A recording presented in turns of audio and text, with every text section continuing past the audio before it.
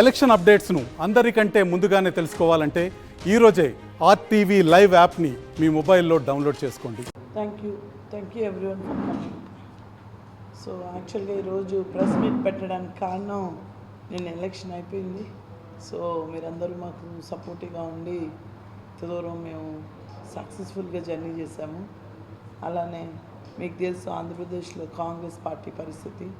So మా వంతు కృషి మేము చేసి మా క్యాడర్ ఎవరైతే మాకు సపోర్ట్ చేశారో వాళ్ళ సహకారంతో మేము నిన్నటి ఎలక్షన్లో చాలా గట్టి పోటీ ఇచ్చామని నమ్ముతున్నాము. సో దాని గురించి ఇంకా మనం చెప్పాలంటే జూన్ 4 తర్వాత మీరందరూ చూస్తారు మేము గట్టి పోటీ ఇచ్చామా, మేమే గెలవబోతున్నామా అనేది.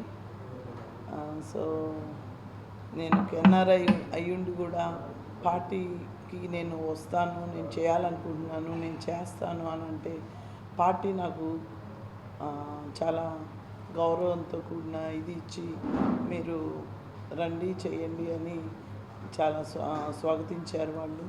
అలానే టికెట్ విషయంలో కానీ తర్వాత పోస్ట్ టికెట్ మాకు ఎప్పుడైతే మేము ప్రచారం చేయాలనుకున్నానో అప్పుడు కానీ చాలామంది సహకరించారు. సో వాళ్ళందరికీ మరీ ధన్యవాదాలు.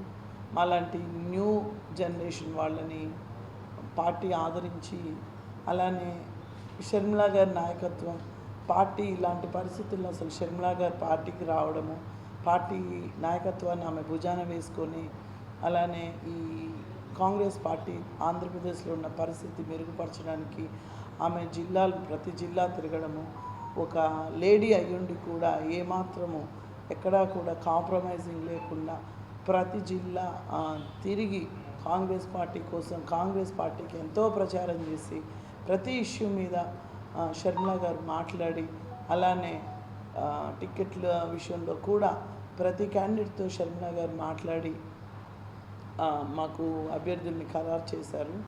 సో ఆ విషయంలో షర్మిలా గారికి చాలా ధన్యవాదాలు. ఎందుకంటే షర్మిలా గారు కూడా కొత్తగా పీసీసీ పగ్గాలు చేపట్టి వినూత్నంగా అభ్యర్థుల్ని ఎంపిక చేయడము, అలానే మా కోసం ఆమె 3 పర్యాయాలు రాష్ట్రం మొత్తం తిరగడము, పీసీసీ హైకమాండ్ దృష్టికి తీసుకెళ్లాలనుకుంటున్నాను.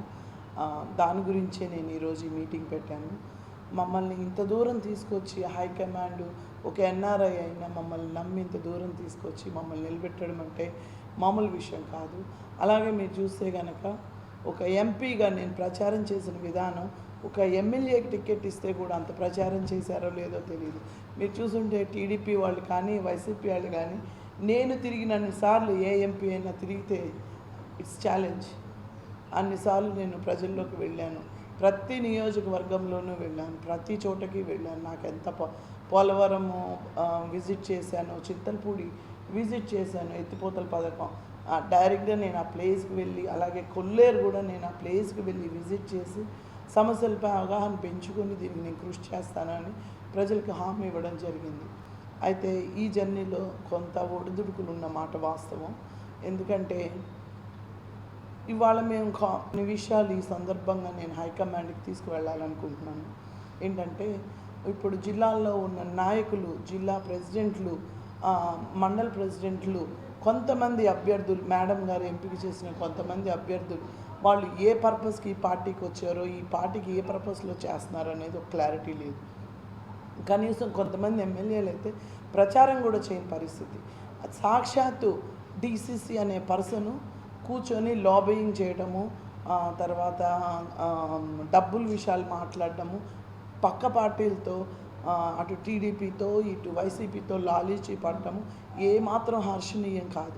సొంత పార్టీ వాళ్ళు, సొంత పార్టీ క్యాడర్ ఉన్నప్పుడు వాళ్ళని సమన్వయం చేసుకోపోగా వారి మధ్య గ్రూపులు కట్టి డబ్బుల విషయాల్లో వాళ్ళని ముందుకు తోలి మీకు డబ్బులు ఇస్తేనే మీరు పనిచేయండి లేకపోతే వెళ్ళొద్దు అని ఒక స్టేజ్లో సాక్షాత్తు పార్టీ జిల్లా నాయకుడే అంటే డీసీసీ అనే పర్సనే మొత్తం అందరినీ హైజాక్ చేయడము, అలానే మాకు ఎవరైతే ఎమ్మెల్యేలు ఉన్నారో వాళ్ళందరినీ కూడా అతనే హైజాక్ చేసి ఎంపీ గారు మనిషికి 3 కోట్లు ఇస్తే తప్ప మీరు వెళ్ళడానికి వీలు లేదని బ్లాక్మెయిల్ చేయడము.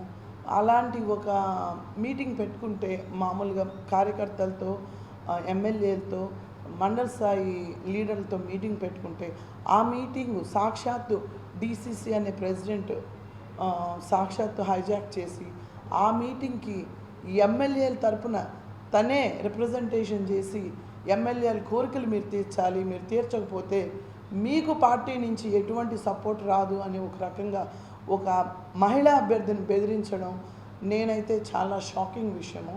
అయితే ఇలాంటి అడ్డంకులు కొన్ని వచ్చినాయి.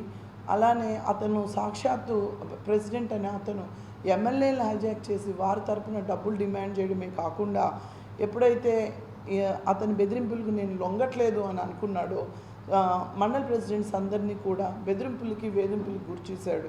మీరందరూ నేను ప్రెసిడెంటు, నేను చెప్పినట్టు మీరు వినాలి, మీ ఎంపీ క్యాండిడేట్ కానీ మీ ఎవరు చెప్పినా కూడా మీరు వినడానికి వీల్లేదు, మీ మండల్ ప్రెసిడెంట్స్ పోస్టులు నేను ఇచ్చాను కాబట్టి నా మాట వినాలని వాళ్ళందరినీ హైజాక్ చేసి ప్రచారానికి కూడా వాళ్ళు సహకరించకుండా చేసిన మనిషి ఒక డీసీసీపీ. మరిన్ని వీడియోస్ కోసం ఛానల్ ని సబ్స్క్రైబ్ చేయండి, లేటెస్ట్ అప్డేట్స్ కోసం వాట్సాప్ ఛానల్ ని ఫాలో చేయండి అండ్ లింక్ డిస్క్రిప్షన్ లో ఉంది.